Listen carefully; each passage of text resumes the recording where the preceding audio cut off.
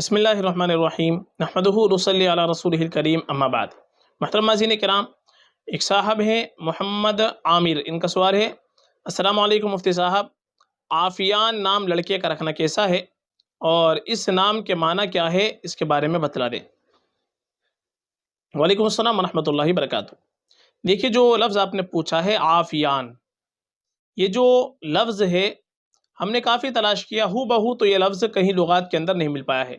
جو عربی کی لغات ہے، ایک بڑی معتبر کتاب ہے جو ہمارے سامنے رکھی بھی ہے، المعجم الوسیط، یہ عربی کی کتاب ہے۔ اسی طریقے سے اور بھی لغات ہم نے دیکھی ہے اس کے اندر، تو اس وزن پر جو عربی کے اندر کوئی صیغہ نہیں بنتا ہے، عافیان جو لکھا گیا ہے۔ اور اس لفظ کو جو عام طور پر بنایا گیا ہے، یہ عافیت یا عافی سے بنایا گیا ہے۔ جیسے عافیت، اس کے معنی تندرستی، سلامتی، امن، محفوظ رہنا، بیماری سے، آفت سے محفوظ، یہ عافیت کے معنی آتے ہیں، اور عافیہ کے بھی یہی معنی بنتے ہیں۔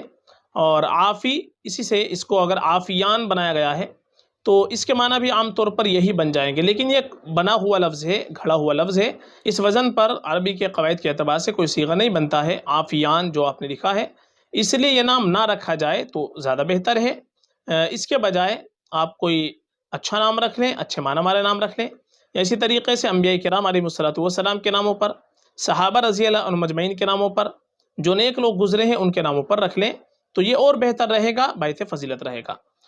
باقی عافیان، اگر اس کو عافیت سے اور عافیون سے مانتے ہیں یا عافیہ، عافی سے مانتے ہیں، تو اس کے جو معنی بن جائیں گے وہ سلامتی کے، امن کے، اور اسی طریقے سے تندرستی وغیرہ کے اس کے معنی بنیں گے۔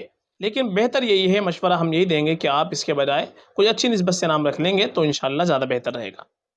فقط واللہ اعلم۔